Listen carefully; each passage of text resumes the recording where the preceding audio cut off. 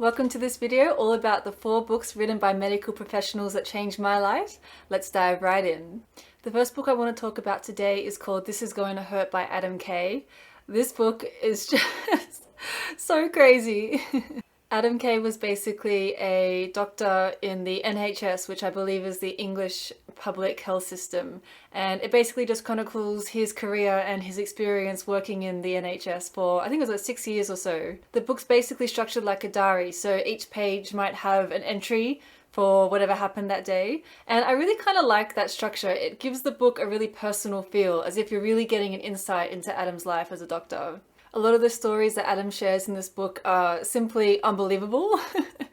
A lot of them are just crazy funny and unexpected and wacky and weird and everything in between. He really seems to have seen it all working as a doctor in the NHS, and it's just such a ride to read all these different stories. In addition to that though, Adam talks a lot about the darker side of working for the public health system. I remember one quote that he said where when he averaged out all the overtime that he had to do and took into account his salary for the year, he ended up earning £6.60 an hour. And he was a doctor saving lives and helping people recover, and it's just so heartbreaking to see how much of his life he dedicated to his work and yet how little he got back in return. And I really think that it's important and wonderful that Adam talks about that side of the public health system as well. In the end, Adam went through a particularly traumatic day at work, you could say. There was an incident with one of his patients and he never quite recovered from what happened. And he talks about his mental health after this and how there was a lack of support from the government for nurses and doctors that go through these traumatic incidences. And it was really quite heartbreaking to see what ended up happening and why he chose to end his career in the hospital. And it's just such an incredible story. He really does go from some incredible highs where he helps so many people and goes through so many lows as well. And this particular incident, I won't tell you what it is because I don't want to ruin the story, but yeah, it's just such an incredible story. I think every medical professional out there has stories to tell, and Adam is absolutely no exception. His book is wonderful and I highly recommend it. The next book I want to talk about today is called The Hospital by the River by Hamlin. I spoke about this book in my video about the books that I read over the summer break, and this one was absolutely incredible. I'll summarize it quickly for you now. Catherine and her husband Reg were Australians that moved to Ethiopia in the 1960s and basically set up a women's health hospital there. The work that they did was absolutely incredible. They helped so many women who went through traumatic childbirths heal.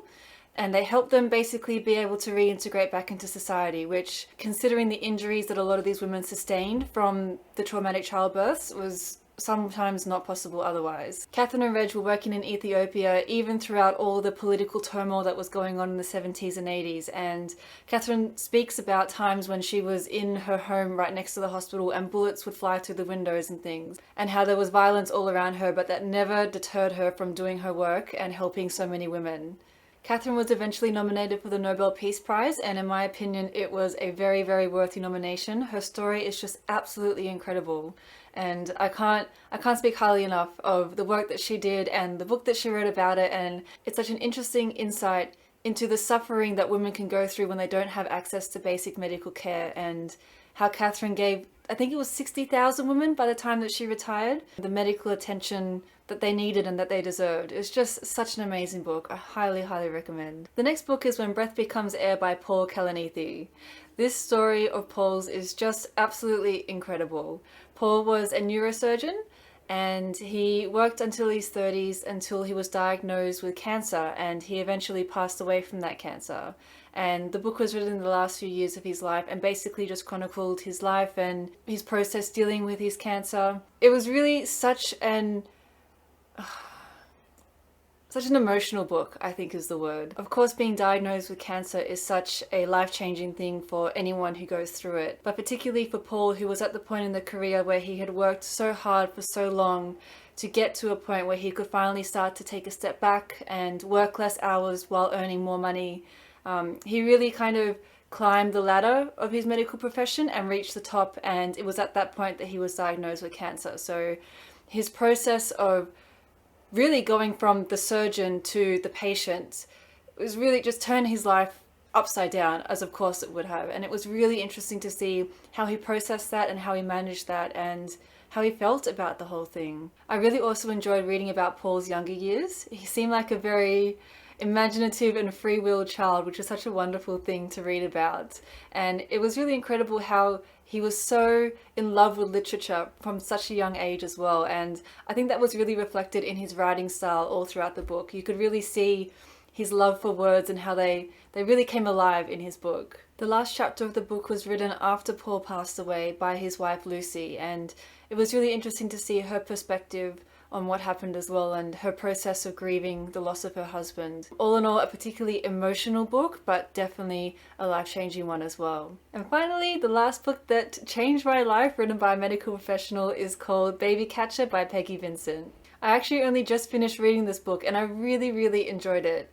Peggy was a midwife from about the 1960s to the 1990s in America, and most of the book basically just talks about her experiences and her stories of being there when women give birth at home. Of course, every woman is different and every birth is also different, and so all her stories were quite varied and amazing and just a real pleasure to read about. You really got to feel like you got to know the woman as well as the baby and the birth story throughout Peggy's stories. Peggy also talks a lot about the thought processes of many doctors at the time and how midwives weren't exactly accepted in the medical community. She also talks about how every woman has a right to give birth in an environment that makes her feel comfortable and safe, and how a lot of doctors believed that women should just come into the hospital and be drugged up and give birth that way. And it was really interesting and wonderful to see Peggy campaign for women to be able to give birth at home if they want, in the hospital if they want, but always on their own terms. And it's something that I never really thought of or realized before. I didn't know that in the 70s and 80s there was such a stigma around giving birth at home, and how a lot of doctors almost forced women to give birth in a hospital and almost forced them to have drugs as well. It was really very eye-opening and quite heartbreaking as well to read about. So Peggy works as a midwife attending home births for many years without too much drama, until one day there is an incident with one of the home births where things go very wrong.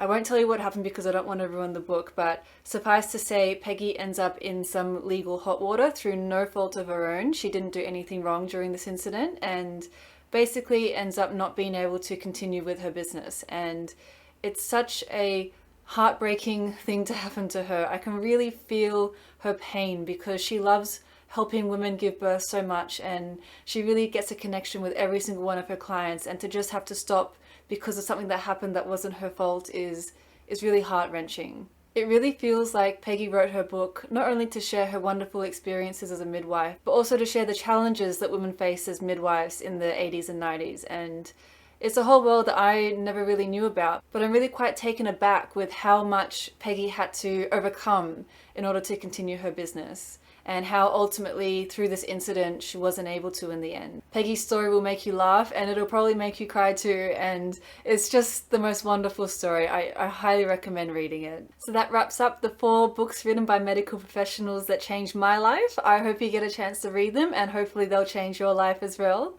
If you're interested in any of these books, I'll leave a link in the description box below. Thank you so much for watching and I'll see you next time. Bye!